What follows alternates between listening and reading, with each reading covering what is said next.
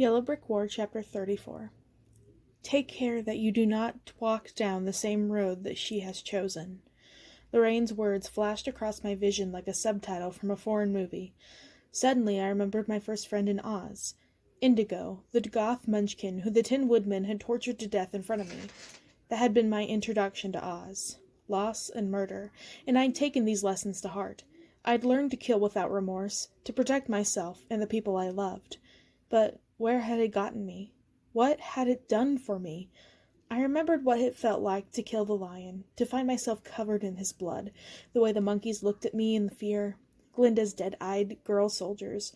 All the life I'd taken wasn't saving Oz, or even myself. Killing the vulnerable was Dorothy's way. But it didn't have to be mine. I was done with murder. I wouldn't turn into Dorothy. I wouldn't let the power of Oz make me into a monster. I was stronger than that. I threw my knife to the cavern floor and it vanished in a poof of oily smoke. "Amy?" Knox said, coming up behind me. He was looking at Dorothy in horror. "She used to be just like me," I said, walking away from her. Knox followed me to the other side of the cavern. I thought of her Aunt Em and Uncle Henry, dead now, like so many other people. Someone's niece, someone's friend. She was just a farm girl from Kansas before Glinda got a hold of her. I looked him in the eye. "I don't want to become her, Knox. I can't kill her." Saying it out loud almost took my breath away, but suddenly I felt a huge, incredible sense of relief. I'd admitted it. I didn't want to kill her. I didn't want to kill anyone anymore. I was done. Knox's eyes widened, and then his face softened, and he reached forward and took my hand. "Look at her," he said quietly. "You don't have to kill her. Oz's magic took care of it for you. She's defenseless, and she can't hurt anyone anymore. It's over." We'd done it. We'd defeated her. I sank to the ground in exhaustion, and then with a deep, terrible groan, the walls of the cavern began to ripple and crack. Knox reacted instantly. "The palace is coming down," he shouted, pulling me to my feet. I looked at Dorothy's motionless, ragdoll body. Now that I'd decided not to actually kill her, I didn't know what to do with her. "What about her? We can't just leave her here," I cried. A section of the roof collapsed with a roar directly in front of us, sending a shower of dust billowing in our faces. Coughing and choking, I looked across the cavern where Dorothy had fallen, but the floor was covered with towering piles of broken rock. "We can't save her," Knox said, grabbing my arm. She can't have survived that. There's nothing we can do." I let Knox pull me out of the room, just as a giant piece of ceiling fell right where we'd been standing in the hallway. I stumbled, almost bringing both of us to the ground. "We have to keep going," Knox urged, dragging me along. "We stop, we die." "I can't," I gasped, tripping again. "You have to," Knox said grimly, refusing to let me go. The walls were crumbling around us, and as we ran down corridor after corridor, beams crashed to the floor. The Emerald Palace was even bigger than I remembered, but Knox wouldn't let me stop. He wasn't going to leave me behind, no matter what, and I wasn't going to be responsible for his death, too. Finally, we turned one last corner and I saw daylight. We'd come out into the front hallway of the palace, where big windows let in a view of crazy sky. It was like all of Oz had gone insane. A huge storm was raging, like nothing I'd ever seen before. Bolts of red lightning struck the earth with ear-splitting cracks. Thunder boomed and orange sparks rained down from the violent green-yellow sky.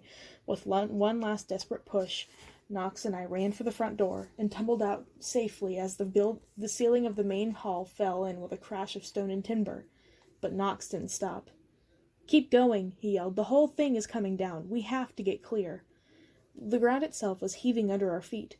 Knox still refused to let go of me. I struggled after him, trying to keep my footing, and then made the mistake of looking back. Towers were straying back and forth, listing drunkenly as the Emerald Palace collapsed in on itself. Widening cracks radiated outward as the earth around it split apart. All around us, Dorothy's overgrown gardens were wilting and turning gray, before dissolving into dust. As I watched in terror, the cracks ran together into a single chasm, impossibly deep. "Knox!" I screamed. "I see it." With one final effort, Knox pulled me to safety as the Emerald Palace crumbled into the gaping abyss. The rift shuddered and then sealed itself. The rain of fire dissipated and the lightning stopped. A gentle breeze sprang up, pushing the gray-green clouds across the sky and scrubbing it clear. With a last, almost sheepish clap of thunder, the storm vanished, leaving behind a clear blue sky and a cheerful yellow sun.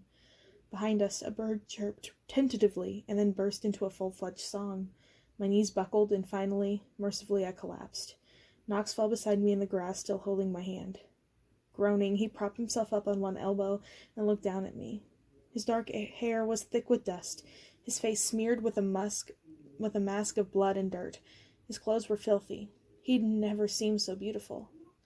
"You know what?" he said. "Never mind the order. I'm falling in love with you too." He leaned in to kiss me. And that, of course, was when Lulu showed up. "Well, this is a hell of a bunch of bananas," groused the monkey's all-too-familiar voice. "I always said the Emerald Palace could use a good redecorating, but nobody was suggesting razing it to the ground." Knox groaned aloud and flopped over on his back. "Hi, Lulu," I said, tiredly sitting up.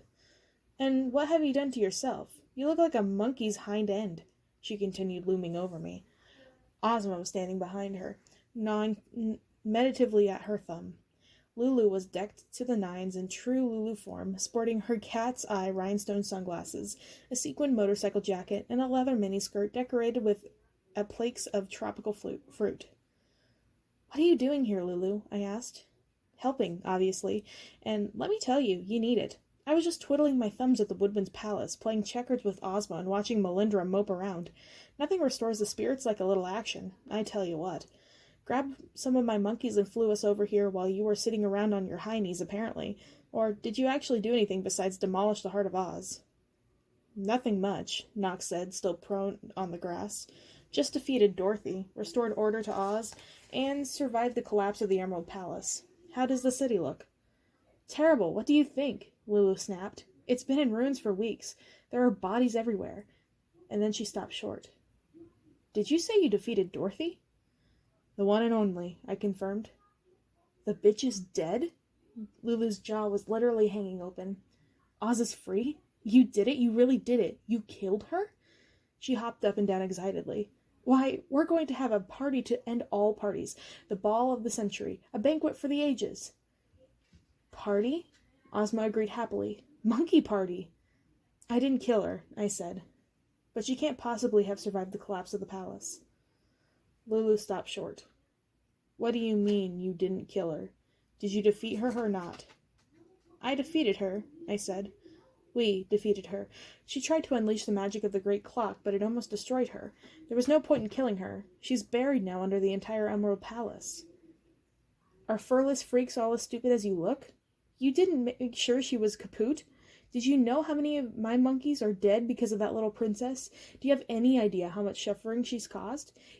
You had a chance to rid Oz of evil for good, and you just left her there?" "Lulu, the palace came down on top of her." Lulu shook her head. "You think that's going to stop a bitch like her? That was probably our only chance and you blew it." She snorted in disgust. "Trust a human to screw up the most important job in the kingdom. You should have let the monkeys handle it. I know how to finish what I start, even if you don't." "Lulu, there's no way—" I began, but Lulu's face shut down.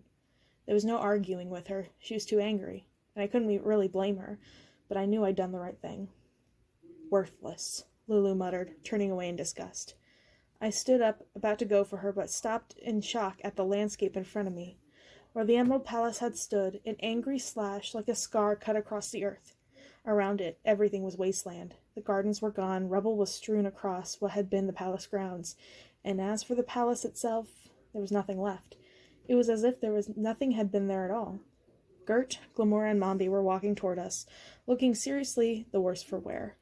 Like me and Knox, they were filthy and bloodied, but their faces were bright with triumph. "Gert!" I exclaimed happily, and she folded me up in an enormous hug.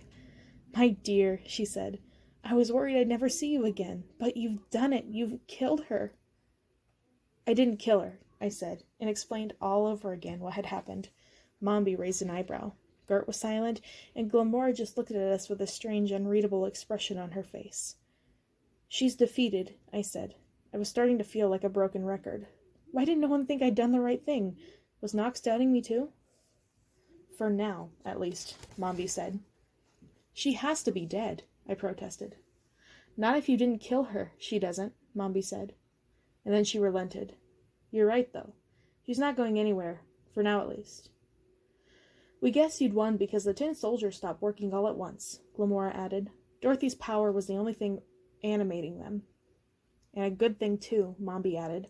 Our geese were just about cooked. Another minute of fighting, and we'd been done. Even we aren't strong enough to hold up a clock army forever. Same thing in the city, Lulu said. All the buildings are leveled. Your work? I'm guessing Dorothy's, Nox said. Or, more accurately, the power from the great clock. She set it loose without being able to control it. And I destroyed it, I said. But Nox shook his head. The great clock is at the heart of Oz. It can't be destroyed any more than Lorraine's pool can. It'll turn up again. Lorraine, Lulu scoffed. That's just a kiddie story. Nobody believes in that claptrap anymore. Ozma looked startled, and I wondered if she understood what Lulu had just dismissed the existence of her ancestor. Hardly, I said. I met her. In fact, she gave me something.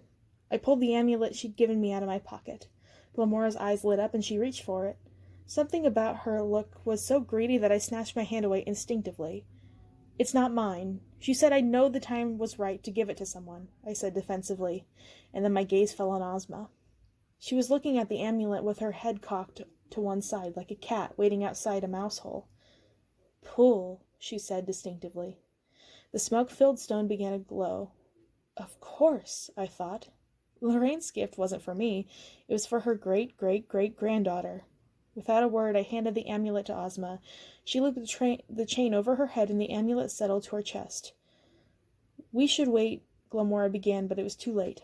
The amulet flashed once, and a glow on Ozma's green eyes matched its brilliant light.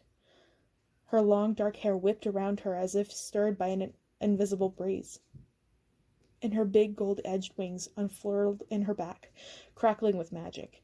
She stretched her arms out as if she'd come to the end of the world's most excellent yoga class and gave a huge sigh of satisfaction. When the light faded from her eyes, they were clear.